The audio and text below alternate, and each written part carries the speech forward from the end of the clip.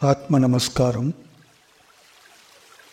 இங்கே சுத்த சித் அப்படின்னு சொல்லப்படுற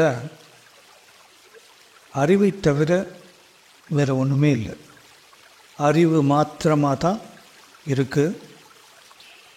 அறிவு தான் உடலை பற்றி பிடித்து ஒரு ஜீவனாக செயல்படுகிறது. இங்கே அறிவுக்கு அந்நியமாக வேறு ஒன்றுமே இல்லை. அறிவு இயங்கலைன்னா இந்த உலகம் இருப்பதான இருப்பை உணர முடியாது. உணர முடியாது அப்படின்னா யார் உணர முடியாது?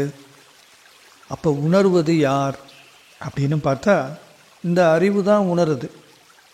இந்த அறிவு தான் உணர்வோனாக இருந்து உடல் வழியாக இந்த உலகத்தை உணருது. தனியாக இன்னொரு நபர் மாதிரி கல்பிதம் பண்ணிக்கப்படுதே தவிர ஒரு நபர் இல்லை. இந்த அறிவு உடலை சார்ந்து இருக்கிற அந்த நிலையை தான் ஒரு நபர் போல கருதுகிறோம். இந்த அறிவு தான் இந்த உடலை பற்றி பிடித்து புலன்கள் வழியாக இந்த உலகத்தை அனுபவிக்குது. அந்த அனுபவங்களுடைய குழியில் நம்ம மனம்னு சொல்கிறோம். அப்போ அந்த உலகத்தை அனுபவிக்கும் போது தன்னை ஒரு அனுபவஸ்தனாக எண்ணிக்கொள்கிறது. நான் தான் அனுபவிக்கிறேன். தன்னை ஒரு நபராக கல்பிதம் பண்ணிக்கிட்டு நான் தான் இதெல்லாம் செய்கிறேன், நான் தான் அனுபவிக்கிறேன். ஆனால் அதுதான் செய்யுது, அதுதான் அனுபவிக்குது. அதில் எந்த தவறும் இல்லை. தவறு இங்கே என்ன அப்படின்னு சுட்டி காட்டணும்னா, அறிவு ஆகாய ரூபி போல, அதாவது அதுக்குன்னு எந்த உருவமும் கிடையாது. சூட்சமமானது, சுய பிரகாசமானது. ஆனால் உடல் அப்படி கிடையாது. உடல் இப்பொழுதே ஜடம்தான். உடனே தன்னுடைய இருப்பை நான் இருக்கிறேன் அப்படின்னு அறிவிக்க முடியாது, உணர முடியாது. இப்போ உடல் வழியாக கடத்தப்படுகிற உணர்வுங்கிறது இந்த அறிவில் தான் கடத்தப்படுது. இந்த அறிவு தான் உடல் முழுக்க நிறைஞ்சிடும். உணர்வுகளாக நரம்புகளெல்லாம் தூண்டச் செய்து உடலை இயங்க செய்து, இந்த மிஷின் உடலுங்கிற இந்த எந்திரத்தை இயங்க செய்து அதன் வழியாக புறக்காட்சிகளை கண்டு அனுபவிக்கிறது. அப்படி இருக்கும்போது நான் இந்த உடம்பு அப்படின்னு இந்த அறிவு தான் நினைக்குது. நீங்கங்கிறது இங்கே யாரும் இல்லை. யாருக்குமே நாம் என்னார் அப்படிங்கிறது இங்கே இல்லவே இல்லை. அதெல்லாம் வெறும் எண்ணம். அந்த எண்ணம் யாருக்கு வருது அப்படின்னு பார்த்தா அங்கே யாரோ ஒருத்தர் இல்லை, இந்த அறிவுக்கு தான் வருது. இந்த அறிவு சிந்தனை வயப்படும் பொழுது நான் என்னார் அப்படிங்கிற அந்த எண்ணம் இந்த அறிவுக்கு தான் வருது. இப்படி இந்த அறிவு தன்னை ஒரு மனிதனாக, ஒரு நபராக கற்பனை பண்ணிக்கிட்டு தன்னுடைய எல்லையில்லா தன்மையை இழந்து இந்த உடல் மனம் அளவீடுகளுக்கு உட்பட்டு இவ்வளோதான் நாம் அப்படிங்கிற ஒரு பிரமை இதுக்கு இருக்குது. இந்த பிரமை போகணுன்னா விசாரம் பண்ணணும். என்ன விசாரம் பண்ணணும்? அறிவு தன்னைத்தானே யார் என்று விசாரம் பண்ணணும். நான் யார்? நான் என்னவா இருக்கேன்? நான் உடலா? நான் மனமா? அப்படின்னு விசாரம் பண்ணி பார்க்கும்போது உடல் நான் அல்ல. ஏன்னா உடலுக்கு சுயமாக தன்னுடைய இருப்பை அறிவிக்கவோ உணரவோ முடியாது. அறிவில்லாமல் உடல் தானாக செயல்பட முடியாது. அது இப்பொழுதே ஜடம்தான். மனம்ங்கிறது அறிவு இந்த உலகத்தை அனுபவித்த பதிவுகளுடைய குவியல் தான் மனம். அப்போ அந்த மனமாக இருக்கிறதே அறிவு தான். அப்போ அந்த இடத்துல இந்த அறிவு தான் அனுபவப்படும் பொழுது பட்டறிவா அனுபவ அறிவா இருக்கிறது தான் நம்ம மனம் அப்படின்னு சொல்கிறோம்.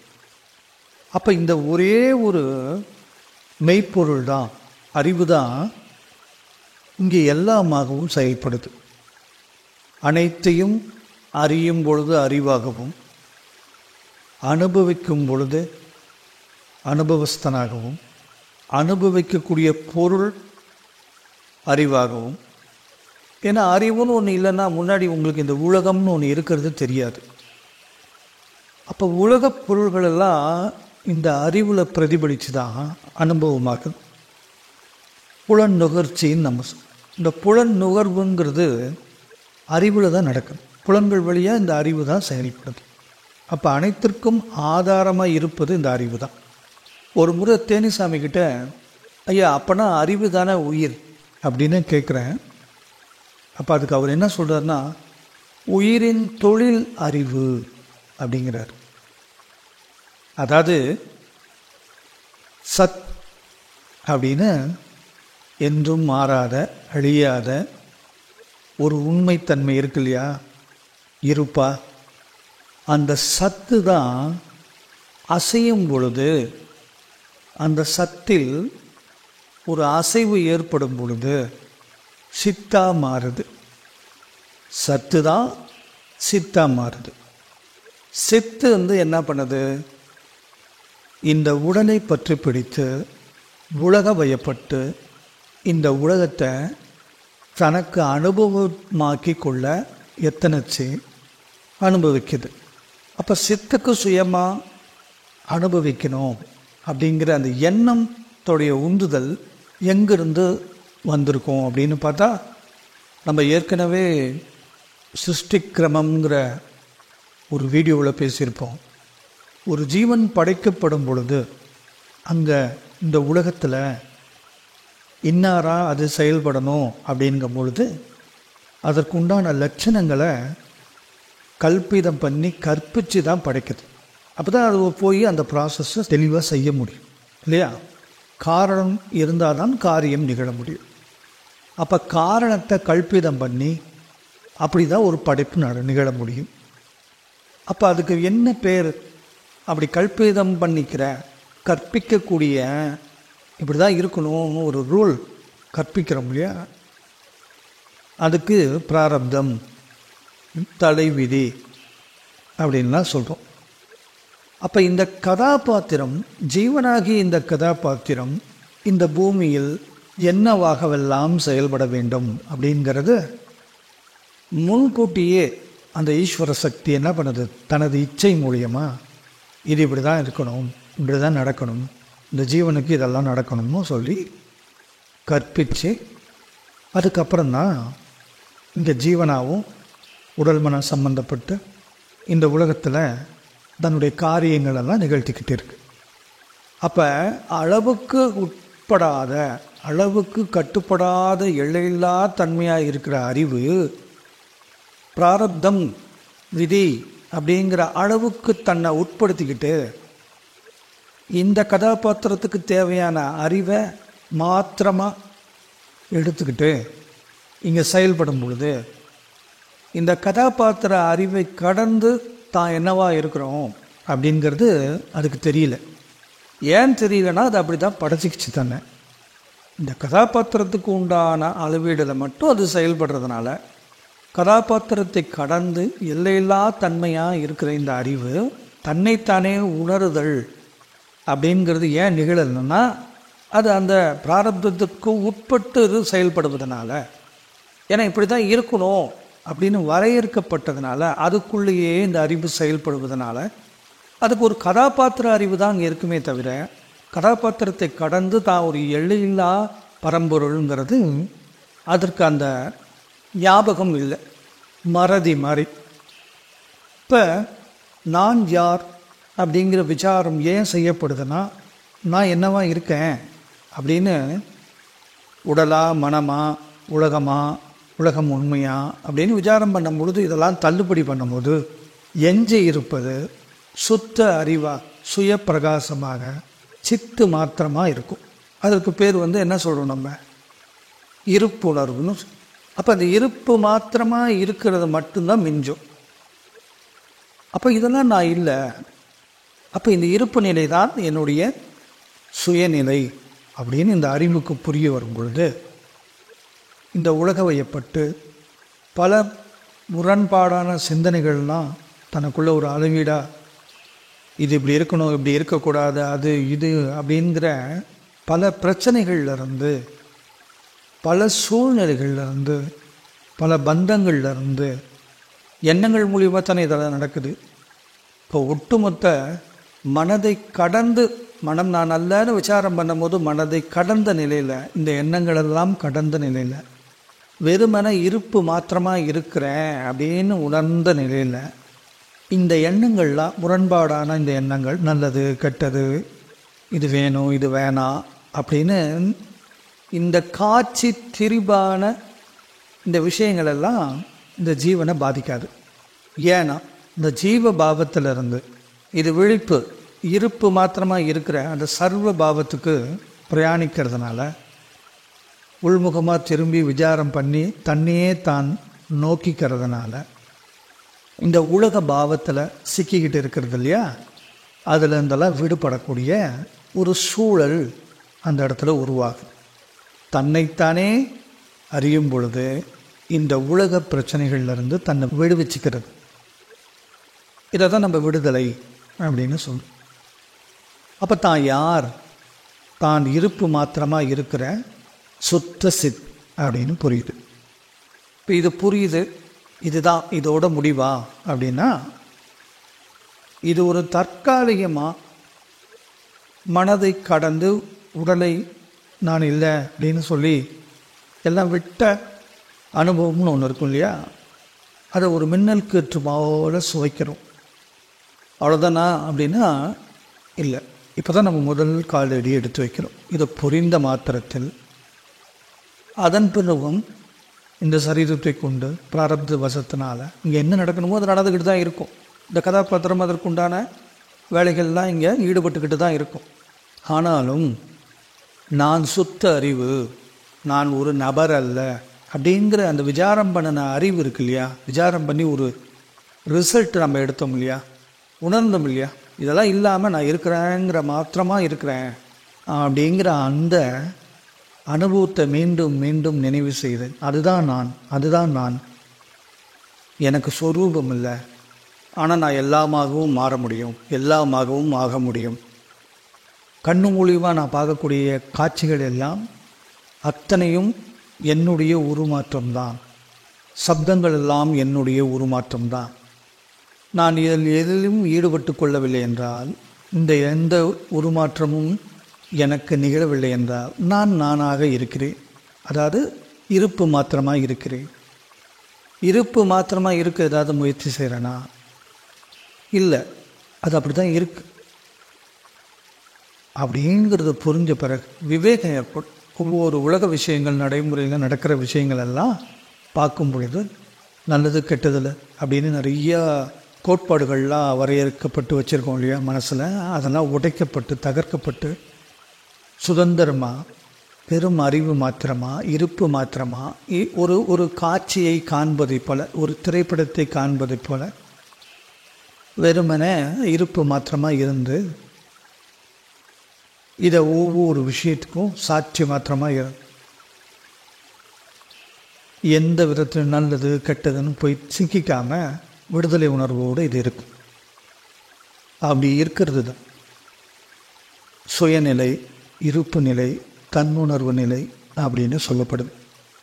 இதை நல்லா புரிஞ்சதுக்கப்புறம் இந்த நிலையிலே இருந்து உள்முகமாக பிரயாணிக்கும் பொழுது ஒரு சீடனுக்கு என்ன நடக்கும் அப்படிங்கிறத அடுத்த ஆடியோவில் பார்க்கலாம். நம்ம போன வகுப்பில் அறிவு மாத்திரமாக தான் இருக்குது, அறிவு ஒன்று மட்டும்தான் இருக்குங்கிறத நம்ம பார்த்தோம். அதாவது விசாரத்தின் மூலமாக நான் உடல் அல்ல, நான் மனம் அல்ல, உலகம் தோன்றி மறையக்கூடிய மாயை அப்படிங்கிறதெல்லாம் போன வகுப்பில் நம்ம பார்த்தோம். இறுதியாக நம்ம என்ன முடிவுக்கு வந்தோம்? நான் இருக்கிறேன் அப்படிங்கிற அந்த உணர்வு இருக்கு இல்லையா, அந்த சுத்த அறிவு நிலை இருக்கு இல்லையா, அதுதான் நாம. அது மாத்திரம்தான் இருக்கு, வேற எதுவும் உண்மையல்ல, எல்லாம் தோன்றி மறையக்கூடிய மாயை அப்படிங்கிறத விசாரத்தின் மூலிமா உறுதி செய்து நம்ம அதை ஏற்றுக்கிட்டோம். இப்போ அடுத்த வகுப்பு இப்போ தொடங்குது. அதாவது நான் உடம்பல்ல, நான் மனம் அல்ல அப்படின்னா இங்கே என்ன இருக்கு? இது ரெண்டுமே இல்லை. உடல் மனம் இல்லை அப்படின்னா, மனம் இல்லைன்னா உலகமும் இல்லை. ஏன்னா மனம்ங்கிறது உலக பதிவு தானே. அப்போ நான்கிற அகங்காரம் இல்லை, நான் இன்னார் அப்படிங்கிற அடையாளம் இல்லை, மனம் இல்லை, உலகம் இல்லை, இதெல்லாம் இல்லை. இதெல்லாம் இல்லைனாலும் இருக்கிறேங்கிற ஒரு உணர்வு மாத்திரம் இங்கே இருக்கு. அது மொழி அடிப்படையில் சொல்லும் போது நான்னு சேர்த்துக்கிறோம். நான் இருக்கிறேன் அப்படின்னு. அதாவது ஒரு நபர் இருப்பதை போன்ற வார்த்தை ஜாலம் செய்யப்படுது. ஆனால் அறிவு தன் இயல்பில் அப்படி தான் இருக்கு. சுயப்பிரகாசமா சதா ஸ்புரிச்சுக்கிட்டே இருக்கேங்கிறதுலையே இருக்கு. இப்போ ஒரு திரைப்படம் ப்ரொஜெக்டர் நீங்கள் பார்த்துருப்பீங்க. அதில் ஒரு ரொம்ப பவர்ஃபுல்லான ஒரு லைட் இருக்கும் உள்ள. அந்த லைட்டுக்கு முன்னாடி வடிவமைக்கப்பட்ட அந்த பிக்சர், அதாவது அந்த ரோல் இருக்கு இல்லையா, ஏற்கனவே இந்தந்த கதாபாத்திரங்கள் எப்படி எப்படி இருக்கணும் அப்படின்னு அந்த கதைக்கு தகுந்த மாதிரியான அம்சங்கள் எல்லாம் எடுக்கப்பட்டு அந்த காட்சிகளை இந்த ப்ரொஜெக்டர் முன்னாடி, அதாவது இந்த லைட் முன்னாடி இந்த ப்ரொஜெக்டருடைய வெளிச்சம் அந்த பிக்சரில் ஊடுருவி முன்பு இருக்கக்கூடிய திரையில் அந்த பிக்சரில் என்ன காட்சி வடிவமைக்கப்பட்டிருக்கோ அது அங்கே ஒரு உருவமாக திரையில் தெரியுது. அப்போ இந்த ஒளி தீர்மானிக்கப்பட்ட இன்னொரு அறிவு. அதுக்கு பேர் பிராரப்தம் அப்படின்னு நம்ம சொல்லலாம். ஏன்னா பிராரப்தம் ஒரு கதாபாத்திரம், ஒரு ஜீவன் எப்படி இருக்கணும் அப்படிங்கிறது கட்டமைக்கப்படுது. அது மாதிரி தான் இந்த பிக்சர். நீங்கள் பிக்சரை உதாரணத்துக்கு இந்த இடத்துல எடுத்துக்கலாம். அப்படி இந்த சுத்த சித் உடைய பிரகாசம் பிராரப்தத்தை ஊடுருவி எண்ணம் அப்படிங்கிற திரையில காட்சிகளா விரியுது. அப்படித்தான் நம்ம கனவும் காண்றோம். கனவு கூட பாருங்க, ஏதோ ஒரு மூலத்திலிருந்து ஒரு சிறு வெளிச்சம் போன்று பளிச்சுன்னு அப்படி உருவாகி ஒரு உலகம் தோன்றுது. அதில் எல்லாமே தெரியுது, எல்லா கதாபாத்திரங்களும் இருக்குது. அப்படிலாம் நம்ம அனுபவிக்கிறோம். அது நம்ம அப்படிங்கிறதோட இந்த அறிவு அனுபவிக்குது. அது மாதிரி ஏற்கனவே பிராரப்தத்தினால் தீர்மானிக்கப்பட்ட கட்டமைக்கப்பட்ட இந்த கதாபாத்திரங்களுடைய நிழல் இருக்கு இல்லையா, மாயை இருக்கு இல்லையா, இதெல்லாம் இருப்பதான மாயை தான், சத்தியம் கிடையாது. அது இந்த அறிவு ஒளி ஊடுருவி, இந்த மாயையை ஊடுருவி தன்னுடைய கவனத்தை அதன் மேலே செலுத்தும் பொழுது அதில் உள்ள கதாபாத்திரங்கள் எல்லாம் இது உணருது. இப்போ அதில் ஒரு மனிதர், ஒரு நபர் இருப்பதாக இருக்குதுன்னா இது கவனத்தை செலுத்தும் பொழுது அந்த நபர் அங்கே இருப்பதாகவும் அங்கே இருக்கக்கூடிய உலகம் உண்மை போன்றும் அது மாதிரி உணரப்படுது. ஒரு பிரமை தான், அப்படி ஒன்று இல்லை. ஆனால் இது அந்த மாயையை ஊடுருவி இந்த சுத்த சித்தின் பிரகாசம் அந்த மாயையை ஊடுருவி நிற்கும் பொழுது அந்த மாயைக்குள்ளே வடிவமைக்கப்பட்ட கதாபாத்திரங்களுடைய இயக்கங்கள் எல்லாம் இது உணருது. அதில் ஒரு ஸ்தூல சரீரத்தை பற்றி பிடித்து நான் அப்படிங்கிற அபிமானமும் இது கொள்ளுது. எப்படி ஒரு திரைப்படம் பார்த்துக்கிட்டு இருக்கும்போது அதில் வரக்கூடிய ஏதேனும் ஒரு கதாபாத்திரம் நம்மளை பாதிக்குமாயின் அந்த கதாபாத்திரத்துக்கு அங்கே கஷ்டமோ ஏதோ வரும்போது இங்கே நாமளும் அழுகிறோம். அந்த கதாபாத்திரம் அங்கே சந்தோஷமாக இருந்தால் இங்கே நாமளும் சந்தோஷமாக வரும். அப்போ நம்ம அறிவு அந்த கதாபாத்திரத்தை பற்றி பிடித்து அதன் மேல் கவனத்தை செலுத்தி அதன் மேல் பற்றுதல் வைப்பதான ஒரு பாவத்தை உருவாக்குது. அப்போ தான் அது எமோஷ்னலாக இங்கே அந்த கதாபாத்திரம் மாதிரி அந்த கதாபாத்திரங்களுக்கு நிகழ்வதெல்லாம் தனக்கு நிகழ்வதாக அது எண்ணி அப்படி ஒரு பிரமை. அப்படி ஒட்டுமொத்த உலகமும் வெறும் பிரமைதான்.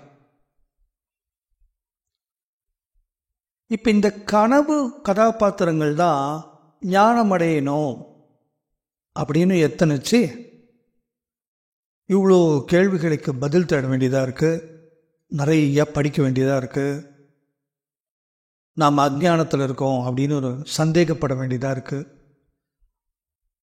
ஆனால் இந்த கதையை ஊடுருவி நிற்கக்கூடிய அறிவு இருக்கு இல்லையா, இந்த பிராரப்தத்தை ஊடுருவி நிற்குது இல்லையா ஒரு அறிவு, அது அறிவாக தான் இருக்கு. ஆன்மாவாக தான் இருக்கு. அது சுய பிரகாசமாக இருக்கு. இந்த கதையில் வரக்கூடிய நல்லது கெட்டதெல்லாம் அந்த சுய பிரகாசமான ஒளியை பாதிக்கப்படுறதில்ல, அதை தீண்டப்படுறதில்ல. அது எப்பயுமே சுத்தமாக நித்திய பூர்ணமாக இருக்கு. ஆனால் ஈஸ்வரனால் பிராரப்தத்தை வடிவமைக்கப்பட்டு இந்த கதாபாத்திரம் இப்படி இருக்கணும் அப்படிங்கிற கல்பிதம் பண்ணார் இல்லையா. இந்த மாயை உலகத்தில் ஒரு கதாபாத்திரத்தை சிருஷ்டி பண்ணி இந்த உலகத்தில் இந்த கதாபாத்திரம் இது போன்றெல்லாம் செயல்கள் புரியணும் அப்படிங்கிற மாதிரி கல்பிதம் பண்ணுறார். அந்த கல்பிதம் பண்ணின அந்த எண்ணத்தை ஊடுருவி அதை கவனிக்கிறது, அதாவது ஊடுருவி நிற்கிறது. அப்போ இந்த சித் பிரகாசம் அதை ஊடுருவி நிற்கும் பொழுது எல்லாம் இந்த சித்தினால தான் நடக்குது. பிரம்மத்தின் அசைவினால் சத்து சித்தாகுது. நான் இருக்கிறேங்கிற இந்த இருப்புணர்வு அங்குதான் முதல்ல உருவாகுது. அந்த இருக்கிறேங்கிற அகங்காரம் தான் ஈஸ்வரனா வெளிப்படுறார். அந்த ஈஸ்வரனால் சங்கல்பிக்கப்பட்ட பிரம்மாண்டமான உலகம்தான் இந்த உலகங்கள் எல்லாம். அதில் இந்த பூமிங்கிறது ஒரு சிறு துளி. இது மாதிரி ஏகப்பட்ட பூமி, ஏகப்பட்ட விஷயங்கள் ஆகாசத்தில் மிதந்துக்கிட்டு இருக்கு. எல்லாம் இருக்குது அப்படின்னா இருப்பதான மாயை தான், கற்பனை. அந்த ஈஸ்வரன் அப்படி கற்பனை பண்ணியிருக்கார். அதாவது நான் இருக்கிறேங்கிற அந்த உணர்வு இருக்கு இல்லையா, அதுதான் எல்லாத்தையும் படைக்குது, கல்பிதம் பண்ணது. அதற்கு பெயர் ஈஸ்வரன். அப்படி கல்பிதம் பண்ண ஜெகத்தில் தான் இப்போ நாம் இருக்கோம். அப்படி இல்லாத ஒரு நபர் இருப்பதாக இப்போ தெரியுது இல்லையா. நாமெல்லாம் இந்த கதாபாத்திரங்கள் தான் ஞானமடைய எத்தனைக்குது. அப்போ என்னங்கயா பண்ணுறதுன்னா, நாம் இருக்கோங்கிறது தான் மிகப்பெரிய பொய். நாம் இருக்கிறோம் அப்படிங்கிறத கழிச்சா வெறும் இருப்பு மாத்திரமாக இருக்கும். அது எதனுடையது? அது ஆன்மாவுடையது. நான் இருக்கிறேங்கிற உணர்வு. அந்த உணர்வு பிராரப்தத்தினால் கல்பிதம் பண்ணப்பட்ட இந்த கதாபாத்திரங்களுக்கும் ஊடுருவி இருப்பதனால நான் அப்படிங்கிற ஒரு அகங்காரம் இதுங்களை தொக்கி நிற்கிற மாதிரியான ஒரு பிரமை. ஏன்னா இது நிழல், இது உண்மை இல்லை. இந்த கதாபாத்திரங்களெல்லாம் உண்மை இல்லை, பொய். அப்போ நான் இருக்கிறேங்கிற உணர்வு, நான் உடலாக இருக்கேன், இந்த உலகத்தில் நான் இன்னாராக இருக்கேன் அப்படிங்கிற மாதிரி இந்த காட்சி அமைப்புகளுக்கு தகுந்த மாதிரி பிராரப்தத்தினுடைய வசத்தினால உருவாக்கப்பட்ட இந்த கதை அம்சத்துக்கு தகுந்த மாதிரி அந்த கதைக்களத்தில் இருக்கக்கூடிய உலகம், அதில் இருக்கக்கூடிய நபர்கள், அதில் இருக்க சட்டத்திட்டங்களுக்கெல்லாம் உட்பட்டு இருக்கிற மாதிரியான பிரமை கனவு மாதிரி தான். நம்ம கனவு அப்படி தான் இருக்குது. அது அந்த கனவுல இருக்கிறவனுக்கு உண்மை, அது கனவு அப்படின்னு புரியுற இந்த அறிவுக்கு அது போய். அப்போ அந்த கனவுல இருக்கவன் சொல்கிறான், நான் ஞானம் அடையணும். இந்த மூல நிலையை உணரணும்னா இந்த பிரம்மையான கதாபாத்திரம் இல்லாமல் போகணும். அப்போ உள்ளது உள்ளபடி தொடங்கும், உள்ளது உள்ளபடி பிரகாசிச்சுட்டு தான் இருக்கு. இந்த சுத்த சித் பிராரப்தத்தினால உருவாக்கப்பட்ட இந்த ஜீவனுடைய கதையை ஊடுருவி நிற்காம இருந்தா அங்க என்னவா இருக்கும்? சுத்த சித்தாவே இருக்கும். அறிவாக மாத்திரமா இருக்கும், வெறும் இருப்பு மாத்திரமா அங்க இருக்கும். இந்த ஊடுருவல்னால தான் அறிவு உருமாற்றம் பெற்று ஜீவனா திரையில் காட்சிப்படுத்துவது போல இந்த உலகத்தில் இன்னாரா இன்னாரா இன்னாரா நம்ம எல்லாருமே இருக்கோம். இங்கே நீங்கள் எதையும் அடையவும் முடியாது, எதையும் இழக்கவும் முடியாது. ஏன் அப்படின்னா, ஏன்னா நீங்கிறதே பிரம்ம தான். இந்த தொடர் சங்கிலி எண்ணங்கள்னால இந்த உலகம் இருப்பதாக நிஜமாக இருக்கிற மாதிரி இடைவிடாமல் சிந்தனை ஓடிக்கிட்டே இருக்கிறதுனால இங்கே ஒரு நபர் வாழ்ந்துட்டு இருக்கிற மாதிரியான ஒரு கல்பிதம் தான். தூங்குனீங்கன்னா அந்த நபர் இல்லாமல் போயிடுவார், இவர் இருக்க மாட்டார், இந்த உலகமும் இருக்காது. ஆனாலும் சொத்து சேர்த்து இருந்துக்கிட்டே இருக்கும். அப்பையும் இந்த பொய்யான கதாபாத்திரங்கள் நிஜத்தை அடையணும் அப்படின்னு நினைக்கிறது எந்த வகையில் சாத்தியம்? இங்கே எதுவும் அடைதலே கிடையாது. விசாரத்தின் மூலியமாக இந்த கதாபாத்திரம் ஈஸ்வரனால் கல்பிதம் செய்யப்பட்ட ஒரு மாயையான ஒரு நபர் தான் அப்படிங்கிறத புரிஞ்சுக்கிட்டு அப்போ எஞ்சுவது சுத்த அறிவு மாத்திரம்தான். அது எப்பயும் இருக்குது. அது இருக்குன்னு டிக்ளேர் பண்ணுறதுக்கு நீங்களோ நானோ இங்கே இல்லை. அப்படி இருந்தால் நம்ம அந்த கதைக்குள்ளே பேசிக்கிட்டு இருக்கோம். சுத்த அறிவு நிலையை போய் நான் போய் பார்த்துருவேன், நான் போய் சந்திச்சிருவேன், எனக்கு எல்லாம் தெரியும். நீ இல்லாமல் போகிறது தான் உன்னுடைய, ஏன்னா அறிவு தான் உன்னுடைய உருமாற்றமாக தெரியுது. உன்னை போன்ற ஒரு உருமாற்றமாக இருக்கிறதே இந்த அறிவு தான். அப்போ சுத்த அறிவு எப்படி இருக்கும்? எந்தவித உருவங்களையும் தாங்கி பிடிக்காமல் இருக்கும். அதுதான் சுத்த நிலை. அப்போ நீ எப்போ இல்லாமல் போறியோ அப்போ அது அதுவாக இருக்கும். அது எப்படி இருக்குன்னா, நல்லா தூங்கின போது ஒரு கனவு வருதுன்னு வச்சு, அப்போ அந்த கனவு கண்டு கலைந்த பிறகு மீண்டும் உறங்கினா என்ன மாதிரி இருக்குமோ அப்படி தான் இருக்கும் அந்த நிலை. அந்த கனவுல இருக்கிறவன் இல்லாமல் போயிடுறான். அப்போ மீண்டும் இங்கே என்ன இருக்குது? ஒன்றுமே இல்லை. சுத்த அறிவாகவே இருக்குது. அது எந்த கல்பிதமும் பண்ணிக்கல. அப்போ அந்த கனவுக்குள்ளே இருக்கிறவன் இந்த சுத்த நிலையை அவன் கண்டுபிடிக்க முடியுமா? எப்போ அந்த கனவு கலைஞ்சதோ அப்பயே அவன் இல்லாமல் போயிடுறான். எப்போ இது அந்த எண்ணங்களை ஊடுருவி நிற்காமல் இந்த அறிவு பின்வாங்கி தன்னுடைய சுயநிலையில் இருக்கோ அப்பயே அந்த கனவு காட்சிகள்லாம் ஒரு முடிவுக்கு கொண்டு வரப்பட்டு அது மறைந்து போயிடு, காணல் நீர் மாதிரி இல்லாமல் போயிடு. அந்த நபர் இந்த சுத்த அறிவு நான் தான் இது அப்படின்னு சொல்ல போகிறாரா? அப்படிலாம் ஒன்றும் இல்லை. இங்கே அறிவு மாத்திரம்தான் இருக்குது, வேறு எதுவுமே இல்லை. எல்லாம் இருப்பதாக கற்பனை தான். அந்த ஈஸ்வர சங்கல்பத்தை ஊடுருவி இந்த அறிவு நிற்கிறதுனால இந்த உலகம் இருப்பதான கற்பனை. ஆனால் கனவுக்குள்ள இருக்கிற மனுஷனுக்கு அந்த உலகம் உண்மை. அது மாதிரி தான் நமக்கு இந்த உலகம் உண்மை போல தான். அது என்ன கற்பனை பண்ணிச்சோ, அது என்ன சிருஷ்டி பண்ணிச்சோ அதுக்குள்ளே தான் நாம் இருக்கோம்.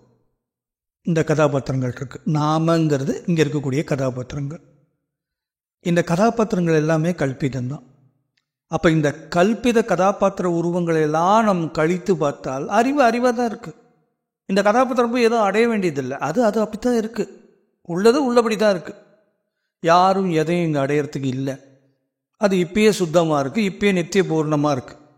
நான் இன்னும் தெரிஞ்சுக்கிறேன், அதை பண்ணுறேன், இதை பண்ணுறேன், நான் அந்த உபநிஷத்துக்களை போய் படிக்கிறேன், இந்த வேதத்தை போய் படிக்கிறேன், நான் இன்னும் அங்கே போகிறேன், தபஸ் பண்ணுறேன், இதை பண்ணுறேன். இதெல்லாம் கதை இப்படி இருந்தால் இப்படிலாம் நடக்கும். அது உனக்கு இங்கே இருக்கக்கூடிய ஜீவனுக்கு அது சுவாரஸ்யமாக இருக்கோ அது நடக்கும். அதை பற்றி நான் பேசுகிறேன், நான் இன்னும் அதை தெரிஞ்சுக்கிறேன், நான் இன்னும் மரத்தில் தொங்கி நான் தபஸ் பண்ண போகிறேன், தண்ணியில் மூழ்கி தபஸ் பண்ண போகிறேன். எல்லாம் கதை. நீ என்ன பண்ணி என்ன பிரயோஜனம்? ஒன்றும் பிரயோஜனம் இல்லை.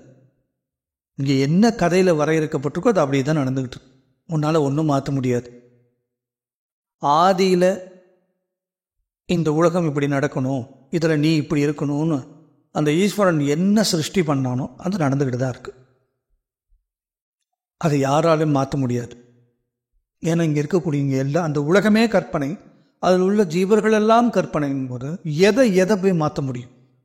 ஆல்ரெடி பூர்வ விசையினால் இந்த உலகம் இப்போ செயல் நடக்க ஆரம்பிச்சிருச்சு. பூர்வ விசையினால் இங்கே நடக்க ஆரம்பிச்சிருச்சு. செயல் நடந்துக்கிட்டு இருக்கு. நீ எதையும் தடுத்து நிறுத்த முடியாது. நீ அந்த கனவுக்குள்ளே உட்பட்டு இருக்கிற. நல்லா புரிஞ்சுக்கணும். நீ அந்த கனவுக்குள்ளே இருக்கிற கதாபாத்திரம். இந்த கனவுக்கு ஆதாரமாக இருக்கக்கூடிய அறிவெல்லாம் உன்னால் கண்ட்ரோல் பண்ண முடியாது. ஏன்னா ஒன்றையே அது கற்பனை பண்ணி பார்த்துக்கிட்டு இருக்கு. அதோடைய கற்பனைன்னு நீ இருக்க, அவ்வளோதான்.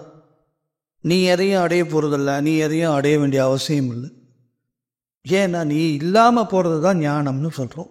இந்த ஜீவன் என்னாருங்கிற இந்த அகங்காரம் விசாரத்தின் மூலியமா இல்லை அப்படின்ற இவன் இல்லை, இவன் வெறும் நிழல் அம்சம்னு புரியும் போது அறிவு மாத்திரமாக இருக்குன்னு அறிவே தான் தெரிஞ்சதுக்கப்புறம் நான் அதில் முன்னேறணும். என்ன முன்னேற போகிறேன்? முன்னேறதுக்கு திருப்பி இன்னொரு ஜீவன் உருவாகிறானா? இதெல்லாம் வெறும் பெதற்றல், காலத்தை விரயம் பண்ணுறது. காலமே போய், நீயே போயின் போது உன்னை சுற்றி இருக்கிற காலமும் எல்லாமே போய், அது மாத்திரம்தான் இருக்குது, அப்படியே தான் இருக்கு, ஒன்றும் இல்லை. நீ புரிஞ்சு செஞ்சு சாதிக்க வேண்டியதெல்லாம் இங்கே ஒன்றுமே இல்லை. நீ சொல்கிற நல்லது கெட்டது எல்லாமே அதனுடைய கற்பனை தான். இங்கே எதையும் அடையிறதுக்கு யாரும் இல்லை. எல்லாருமே அந்த சுத்த அறிவனுடைய கனவுக்குள்ளே தான் இத்தனை கதாபாத்திரங்களும் அமைந்து இருக்கு. எல்லாம் இருப்பதான மாயை தான்.